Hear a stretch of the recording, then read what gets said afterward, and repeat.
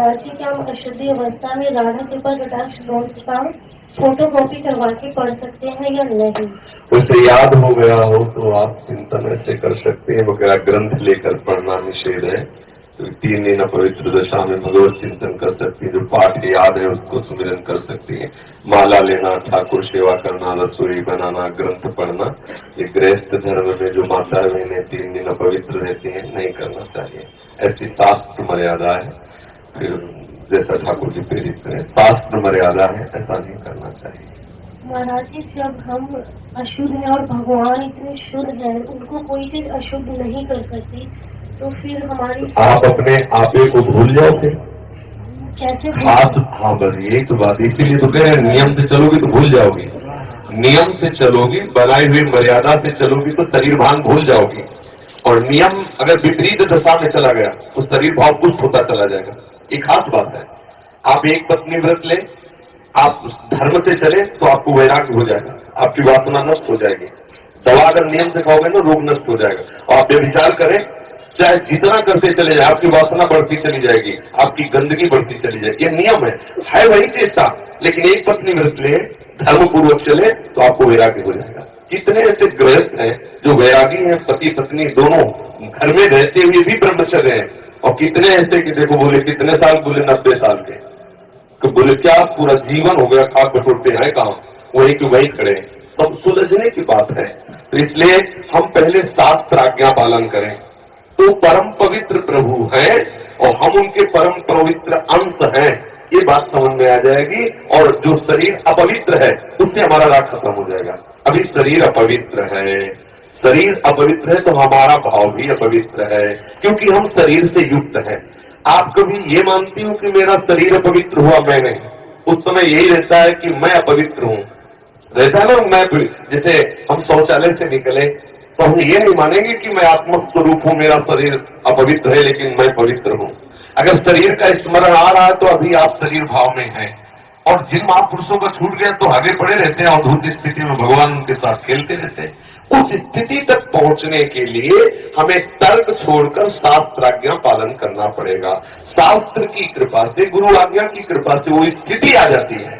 जब शरीर भाव से ऊपर उठ गए फिर क्या है, फिर तो कोई परेशानी नहीं। चाहे लघु शंका की पड़े, चाहे शौच के पड़े हो, शरीर पवित्र है लेकिन वो परम पवित्र प्रभु में रमण कर रहा है। अभी हमारी दशा ऐसी नहीं है। हमारा शरीर हमें मय करके दिखाई दे रहा है, नहीं दिखाई दे रहा। शरीर की भूख मेरी भूख, शरीर की मांग मेरी मांग, शरीर का कष्ट मेरा कष्ट आ रहा है ना। बस इस राग से छूटने के लिए शरीर को सिद्धांत में बांध दो। तस्मात् शास्त्रम प्रमाणन्ते, कार्यो विरुद्ध, क्या करना है क्या नहीं करना, इस शास्त्र के अनुसार चलो तो शरीर का राग खत्म हो जाएगा। इसका परिणाम होगा शरीर से राग खत्म हो जाएगा। आप पवित्र रहिए तो आपको शरीर से वैराग हो जाएगा। ये खास बात है। शास्त्र की आज्ञा पालन कीजिए तो आपको शरीर संसार से वैराग्य हो जाएगा, और शास्त्र के विरुद्ध चलिए तो आप रागी हो जाएंगे, आप आसक्त हो जाएंगे, ये आपको दंड होगा।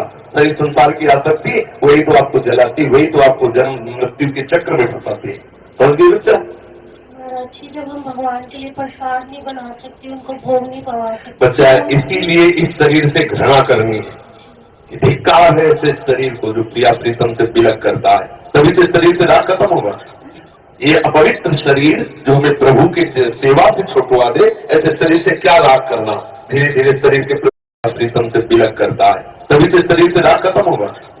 ये अपवित्र शरीर जो हमें प्रभु की सेवा से छुटवा दे, ऐसे शरीर से क्या राग करना। धीरे धीरे शरीर के प्रति हे भाव जाए। जन्म मृत्यु जरा व्याधि दुख दोषानुदर्शनम, भगवान ने गीता जी में कहा, शरीर के प्रति हे भाव नहीं लगता, क्या मलमूत्र का भांड है, छोड़ो इससे राग। धीरे धीरे धीरे अपने स्वरूप में स्थित हो जाए। अभी इतना ममत्व है शरीर में, कोई ऐसे छूले तो एकदम ऐसा नहीं होता। तुमने हमें कितना अपना मय पद है। अगर हम ठीक सिद्धांत से चलेंगे तो हम बहुत जल्दी लाभ प्राप्त कर लेंगे। जहां हमारी स्थिति है हम बात उसी स्थिति की करें तो हम बहुत जल्दी आगे बढ़ जाए। होता क्या, हम लोग बात करते हैं छत की, अभी बिल्कुल 100 हाथ गड्ढे में खड़े हैं। बात ही है, शरीर से हमारा संबंध बहुत घनिष्ठ हो चुका है। इतना हो चुका है कि शरीर से हम संबंध किए, ये शब्द भी गलत है। मैं ही शरीर हूं ऐसा है। आप देख लो, कभी दर्पण में तिलक लगाते समय सोचा कि शरीर के मस्तक पर तिलक रचना कर रहे हैं? नहीं, मेरा तिलक कैसा है, यही तो आएगा ना। मेरा रूप कैसा है, मैं ठीक लग रही हूं, लग रहा हूं, ऐसी बातें आएंगी नहीं आएंगी। तो इसका मतलब शरीर राग है। शरीर राग हटाने के लिए शास्त्रीय सिद्धांत स्वीकार करना होगा। जिस समय माता बहनें अपवित्र होती हैं, उस समय वो जो भी भोग बनाती है, वो शास्त्र के अनुसार कह रहा हूं कि जो ब्रह्म हत्या देवराजेंद्र को लगी थी, उसी के 4 विभाग किए गए थे। पहला विभाग स्त्री को दिया गया था और उसके साथ वरदान भी दिया गया था कि उसी अवस्था के अंतर्गत वो जब सृजन क्रिया में जाएगी तो संतानोत्पत्ति की सामर्थ्य उसको प्राप्त हो जाएगी। पृथ्वी ऊषर भूमि, जो ऊषर भूमि है, ये वो ब्रह्म हत्या का एक भाग, उसको वरदान दिया गया था, चाहे जितना गड्ढा खोद दिया जाए अपने आप भर जाएगा समय पे। वृक्ष की गोंद जो निकलती है वो ब्रह्म हत्या, और उसको वरदान दिया काटने पर भी पुनः आप हरे भरे हो जाओगे, मतलब समय आने पर आप वृक्ष रूप धारण करो। और जल में ठेन बुदबुदा काई, ये ब्रह्म हत्या के 4 भाग के। और जल को आशीर्वाद दिया गया कि कभी भी कहीं भी पवित्रता होगी तो आप उसमें सम्मिलित होंगे। जल छिड़को, आचमन करो, जल के द्वारा पवित्रता। ऐसा 4 वरदान भी उनको अलग अलग दिए गए और उनके लिए विधान भी किया गया है। देवराज इंद्र को जब ब्रह्म हत्या लगी थी तो शास्त्र में मर्यादा चली आ रही है। अगर इसका हम पालन करेंगे तो शरीर से वैराग्य हो जाए। जैसे अब जो बच्चे वैराग्य ले लिए हैं, भले वो स्त्री शरीर में है, और उनके लिए नियम खत्म हो गया कि वो 3 दिन अपवित्र रहेंगे तो छुएंगे नहीं, क्योंकि खत्म संसार के भोग राग, संसार का क्रम खत्म। अब वो वैरागी, अब वो आठों पैर प्रभु की सेवा में लगे हैं। पर अपने गृहस्थ धर्म से है, शरीर सुख की कामना से है, शरीर का हम प्रयोग कर रहे हैं अपने इंद्रिय सुख के लिए, तो आप पवित्रता धारण करो, जिससे तुम्हारा ये राग नष्ट हो जाएगा। समझ रहे ना? नाम जप तो कर सकते हैं आप। हम बता देते हैं, गृहस्थों को भी कह देते हैं कि आप मंत्र चिंतन भी कर सकते हैं, माला से नहीं, मंत्र चिंतन भी कर सकते हैं। स्नान किया, मंत्र चिंतन कर रहे हैं, पर ये अंदर हमारे जो चिंतन हो रहा है, शरीर ही तो अपवित्र है, बाहरी चेष्टा नहीं करेंगे। हम मानसिक ठाकुर सेवा भी कर सकते हैं, मानसिक पाठ भी कर सकते हैं। हमें चतुरासी जी याद है तो हम ग्रंथ नहीं छुएंगे, ऐसे पदगान करेंगे, नाम कीर्तन करेंगे, ये सब हो सकता है। लेकिन प्रगट में जो शरीर द्वारा चेष्टा होनी है, तो फिर उस समय 3 दिनों तक ऐसा शास्त्रीय महापुरुषों का और संतों का आदेश है, तो वो ऐसा पालन करना चाहिए। किन अवस्था में शरणागति मंत्र ले सकते हैं और नहीं ले सकते? हाँ, शरणागत मंत्र के लिए वैसे हमने बताया है कि शौचालय में और बाथरूम में हम मंत्र न जपे, पवित्र हो करके आचमन आदि करके फिर मंत्र जप करें।